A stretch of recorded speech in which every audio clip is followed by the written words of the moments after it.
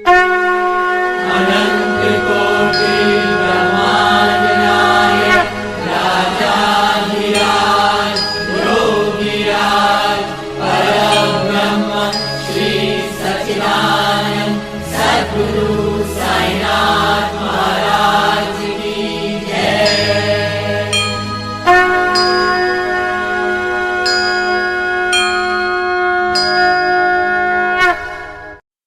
ओम श्री साईनाथाय नमः। आइए आज अध्याय 35 श्रवण करते हैं। काका महाजनी के मित्र और सेठ निर्बीज मुनक्के बांद्रा के एक गृहस्थ की अनिद्रा बालाजी पाटिल निवास कर बाबा का सर्प के रूप में प्रकट होना। इस अध्याय में भी ऊदी का महात्म्य ही वर्णित है। इसमें ऐसी दो घटनाओं का उल्लेख है कि परीक्षा करने पर देखा गया कि बाबा ने दक्षिणा अस्वीकार कर दी। पहले इन घटनाओं का वर्णन किया जाएगा। आध्यात्मिक विषयों में सांप्रदायिक प्रवृत्ति उन्नति के मार्ग में एक बड़ा रोड़ा है। निराकारवादियों से कहते सुना जाता है कि ईश्वर की सगुण उपासना केवल एक भ्रम ही है और संतगण भी अपने सदृश ही सामान्य पुरुष हैं। इस कारण उनकी चरण वंदना कर उन्हें दक्षिणा क्यों देनी चाहिए। अन्य पंथों के अनुयायियों का ऐसा ही मत है कि अपने सद्गुरु के अतिरिक्त अन्य संतों को नमन तथा उनकी भक्ति नहीं करनी चाहिए। इसी प्रकार की अनेक आलोचनाएं साईं बाबा के संबंध में पहले सुनने में आया करती थी तथा अभी भी आ रही हैं। किसी का कथन था कि जब हम शिरडी गए तो बाबा ने हमसे दक्षिणा मांगी। क्या इस भांति दक्षिणा ऐंठना एक संत के लिए शोभनीय था? जब वे इस प्रकार आचरण करते हैं तो फिर उनका साधु धर्म कहाँ रहा। परंतु ऐसी भी कई घटनाएं अनुभव में आई हैं कि जिन लोगों ने शिरडी जाकर अविश्वास से बाबा के दर्शन किए, उन्होंने ही सर्वप्रथम बाबा को प्रणाम कर प्रार्थना भी की। ऐसे ही कुछ उदाहरण नीचे दिए जाते हैं। आइए सुनते हैं काका महाजनी के मित्र की कथा। काका महाजनी के मित्र निराकारवादी तथा मूर्ति पूजा के सर्वथा विरुद्ध थे। कौतूहलवश वे काका महाजनी के साथ दो शर्तों पर शिरडी चलने को सहमत हो गए। पहली शर्त कि बाबा को नमस्कार नहीं करेंगे और दूसरी ना ही उन्हें कोई दक्षिणा देंगे। जब काका ने स्वीकारात्मक उत्तर दे दिया तब फिर शनिवार की रात्रि को उन दोनों ने बंबई से प्रस्थान कर दिया और दूसरे ही दिन प्रातःकाल शिरडी पहुंच गए। जैसे ही उन्होंने मस्जिद में पैर रखा उसी समय बाबा ने उनके मित्र की ओर थोड़ी देर देखकर उनसे कहा, अरे आइए श्रीमान, पधारिए, आपका स्वागत है। इन शब्दों का स्वर कुछ विचित्र सा था और उनका स्वर प्राय उन मित्र के पिता के बिल्कुल अनुरूप ही था। तब उन्हें अपने कैलाशवासी पिता की स्मृति हो आई और वे आनंद विभोर हो गए। क्या मोहिनी थी उस स्वर में। आश्चर्य युक्त स्वर में उनके मित्र के मुख से निकल पड़ा कि निसंदेह ये स्वर मेरे पिताजी का ही है। तब वे शीघ्र ही दौड़ कर गए और अपनी सब प्रतिज्ञाएं भूलकर उन्होंने बाबा के श्री चरणों पर अपना मस्तक रख दिया। बाबा ने काका से तो दोपहर में तथा विदा लेते समय 2 बार दक्षिणा मांगी, परंतु मित्र से एक शब्द भी ना कहा। उनके मित्र ने फुसफुसाते हुए कहा कि भाई देखो, बाबा ने तुमसे 2 बार दक्षिणा मांगी, परंतु मैं भी तो तुम्हारे साथ हूँ, फिर वे मेरी इस प्रकार उपेक्षा क्यों करते हैं।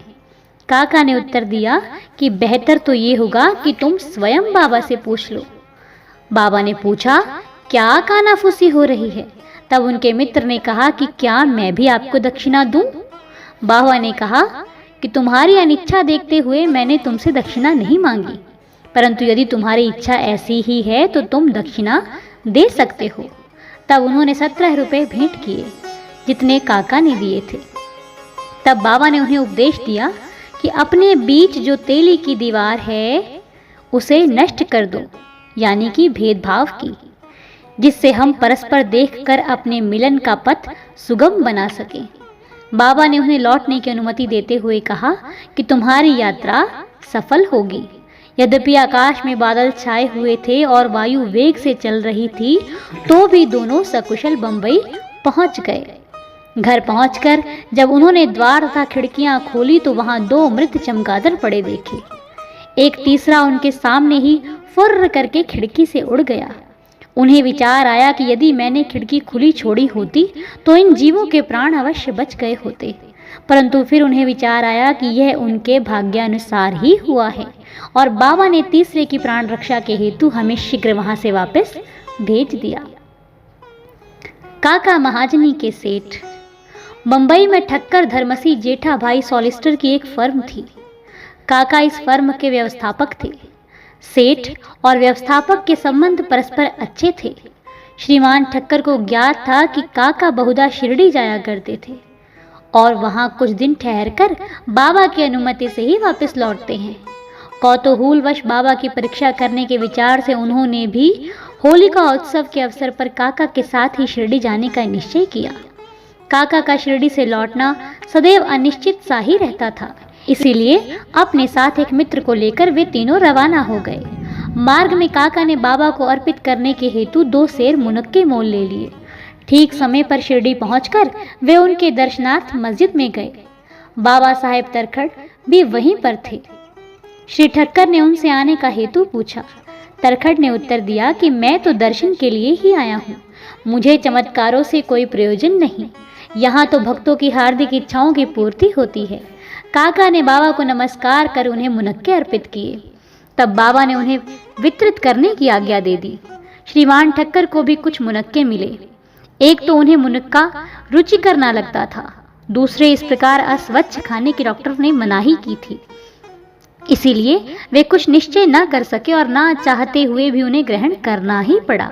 फिर दिखावे मात्र के लिए उन्होंने उसे मुंह में डाल लिया। अब समझ ना आता था कि उनके बीजों का क्या करें। मस्जिद के फर्श पर तो थूका नहीं जा सकता था, इसीलिए उन्होंने वे बीज अपनी इच्छा के विरुद्ध अपने खीसे में डाल लिए और सोचने लगे कि जब बाबा संत हैं तो उन्हें ये बात कैसे अविदित रह सकती है कि मुझे मुनक्के नापसंद हैं। फिर क्या वे मुझे इसके लिए लाचार कर सकते हैं? जैसे ही यह विचार उनके मन में आया, बाबा ने उन्हें कुछ और मुनक्के दिए, पर उन्होंने खाए नहीं और अपने हाथ में ले लिए। तब बाबा ने उन्हें खा लेने को कहा।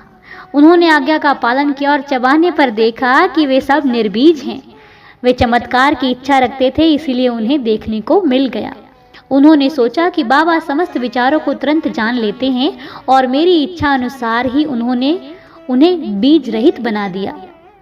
क्या अद्भुत शक्ति है उनमें। फिर शंका निवारणार्थ उन्होंने तरखड़ से, जो समीप बैठे हुए थे, जिन्हें भी थोड़े मुनक्के मिले थे, पूछा कि किस किस्म के मुनक्के तुम्हें मिले। उत्तर मिला, अच्छे बीजों वाले। श्रीमान ठक्कर को तब और भी आश्चर्य हुआ कि यदि बाबा वास्तव में संत हैं तो अब सर्वप्रथम मुनक्के काका को ही दिए जाने चाहिए। इस विचार को जानकर बाबा ने कहा कि अब पुनः वितरण काका से ही आरंभ होना चाहिए। ये सब प्रमाण श्री ठक्कर के लिए पर्याप्त थे। फिर श्यामा ने बाबा से परिचय कराया कि आप ही काका के सेठ हैं। बाबा कहने लगे, ये सेठ कैसे हो सकते हैं? इनके सेठ तो बड़े विचित्र हैं। काका इस उत्तर से सहमत हो गए। अपना हठ छोड़कर ठक्कर ने बाबा को प्रणाम किया और वाड़े को लौट आए। मध्याह्न की आरती समाप्त होने के उपरांत वे बाबा से प्रस्थान करने की अनुमति प्राप्त करने के लिए मस्जिद में आए। श्यामा ने उनकी कुछ सिफारिश की। तब बाबा इस प्रकार बोले, एक सनकी मस्तिष्क वाला सभ्य पुरुष था, जो स्वस्थ और धनी भी था। शारीरिक तथा मानसिक व्यथाओं से मुक्त होने पर भी वह स्वतः ही अनावश्यक चिंताओं में डूबा रहता और व्यर्थ ही यहाँ वहाँ भटक कर अशांत बना रहता था। कभी वह स्थिर और कभी चिंतित रहता था। उसकी ऐसी स्थिति देखकर मुझे दया आ गई और मैंने उससे कहा कि कृपया अब आप अपना विश्वास एक इच्छित स्थान पर स्थिर कर लें। इस प्रकार व्यर्थ भटकने से कोई लाभ नहीं है। शीघ्र ही एक निर्दिष्ट स्थान चुन लो। इन शब्दों से ठक्कर की समझ में तुरंत आ गया कि यह सर्वथा मेरी ही कहानी है। उनकी इच्छा थी कि काका भी हमारे साथ ही लौटें। बाबा ने उनका ऐसा विचार जानकर काका को सेठ के साथ ही लौटने की अनुमति दे दी। किसी को विश्वास न था कि काका इतने शीघ्र शिरडी से प्रस्थान कर सकेंगे। इस प्रकार ठक्कर को बाबा द्वारा विचार जानने का एक और प्रमाण मिल गया। तब बाबा ने काका से 15 रुपये दक्षिणा मांगी और कहने लगे, यदि मैं किसी से 1 रुपया दक्षिणा लेता हूँ तो 10 गुना लौटाया भी करता हूँ। मैं किसी की कोई वस्तु बिना मूल्य नहीं लेता और ना तो प्रत्येक से मांगता ही हूँ। जिसकी ओर ईश्वर इंगित करते हैं उससे ही मैं मांगता हूँ और जो गत जन्म का ऋणी होता है उसकी ही दक्षिणा स्वीकार हो जाती है। दानी देता है और भविष्य में सुंदर उपज का बीजारोपण करता है। धन का उपयोग धर्मोपार्जन के निमित्त ही होना चाहिए। यदि धन व्यक्तिगत आवश्यकताओं में व्यय किया गया तो यह उसका दुरुपयोग है। यदि तुमने पूर्व जन्मों में दान नहीं दिया तो इस जन्म में पाने की आशा कैसे कर सकते हो? इसीलिए यदि प्राप्ति की आशा रखते हो तो अभी दान करो।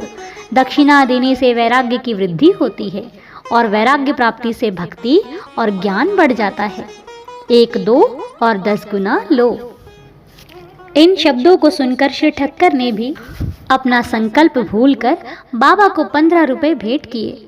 उन्होंने सोचा कि अच्छा ही हुआ जो मैं शिरडी आ गया। यहाँ मेरी सब शंकाएं नष्ट हो गईं और मुझे बहुत कुछ शिक्षा प्राप्त हो गई।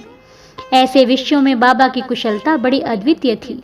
यद्यपि वे सब कुछ करते थे फिर भी वे इन सब से अल्पित रहते थे। नमस्कार करने या ना करने वाले दोनों ही उनके लिए एक समान थे। उन्होंने कभी किसी का अनादर नहीं किया। यदि भक्त उनका पूजन करते तो इससे उन्हें ना कोई प्रसन्नता होती और यदि कोई उनकी उपेक्षा करता तो ना कोई दुख ही होता था। वे सुख और दुख की भावना से परे हो चुके थे। अनिद्रा।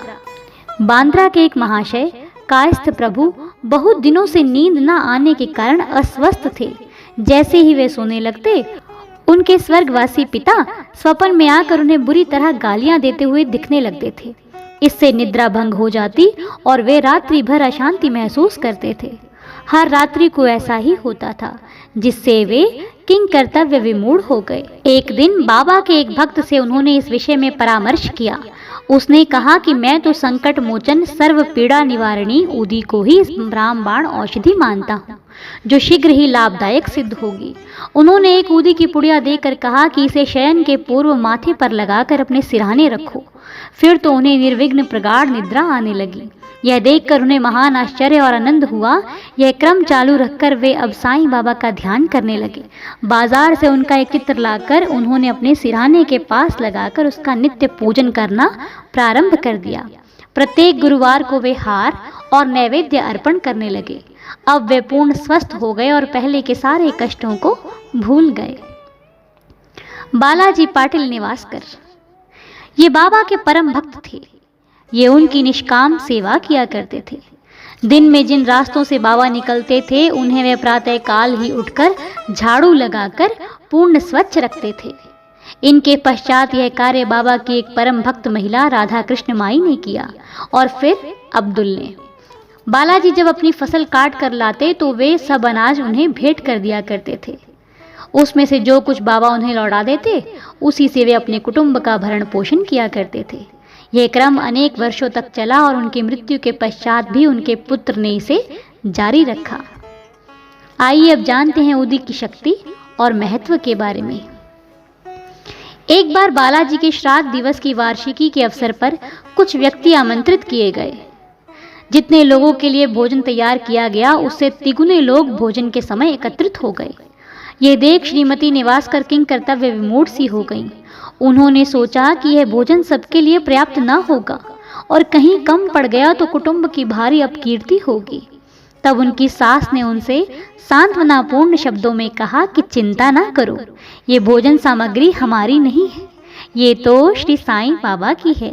प्रत्येक बर्तन में ऊदी डालकर उन्हें वस्त्र से ढक दो और बिना वस्त्र हटाए सबको परोस दो, वे ही हमारी लाज बचाएंगे। परामर्श के अनुसार ऐसा ही किया गया। भोजनार्थियों के तृप्ति पूर्वक भोजन करने के पश्चात भी भोजन सामग्री यथेष्ट मात्रा में शेष देखकर उन लोगों को महान आश्चर्य और प्रसन्नता हुई। यथार्थ में देखा जाए तो जैसा जिसका भाव होता है उसके अनुकूल ही अनुभव प्राप्त होता है। ऐसी ही घटना मुझे प्रथम श्रेणी में उप न्यायाधीश तथा बाबा के परम भक्त श्री B.A. चौगले ने बतलाई। फरवरी सन 1943 में करजत में पूजा का उत्सव हो रहा था। तभी इस अवसर पर एक वृहत भोज का आयोजन हुआ। भोजन के समय आमंत्रित लोगों से लगभग 5 गुने अधिक भोजन के लिए आए, फिर भी भोजन सामग्री कम नहीं हुई। बाबा की कृपा से सबको भोजन मिला। यह देख सबको आश्चर्य हुआ। आइए अब जानते हैं कि साईं बाबा सर्प के रूप में कैसे प्रकट हुए। शिरडी के रघु पाटिल एक बार नेवासी के बालाजी पाटिल के पास गए, जहां संध्या को उन्हें ज्ञात हुआ कि एक सांप फुफकारता हुआ गौशाला में घुस गया है। सभी पशु भयभीत होकर भागने लगे। घर के लोग घबरा गए, परंतु बालाजी ने सोचा कि श्री साईं ही इस स्वरूप में यहाँ प्रकट हुए हैं। तब वे एक प्याले में दूध ले आए और निर्भय होकर उस सर्प के सम्मुख रखकर उनको इस प्रकार संबोधित करके कहने लगे कि बाबा, आप फुफकार कर शोर क्यों कर रहे हो? क्या आप मुझे भयभीत करना चाहते हैं? ये दूध का प्याला लीजिए और शांति पूर्वक पी लीजिए। ऐसा कहकर वे बिना किसी भय के उसके समीप बैठ गए। अन्य कुटुंबजन तो बहुत घबरा गए और उनकी समझ में न आ रहा था कि अब वे क्या करें। थोड़ी देर में ही सर्प अदृश्य हो गया और किसी को पता ना चला कि वो कहाँ गया। गौशाला में सर्वत्र देखने पर भी वहां उसका कोई चिन्ह न दिखाई दिया। श्री सद्गुरु साईनाथार्पणमस्तु। शुभम भवतु। सप्ताह पारायण पंचम विश्राम, अध्याय 35 संपूर्ण। ओम श्री साईनाथाय नमः।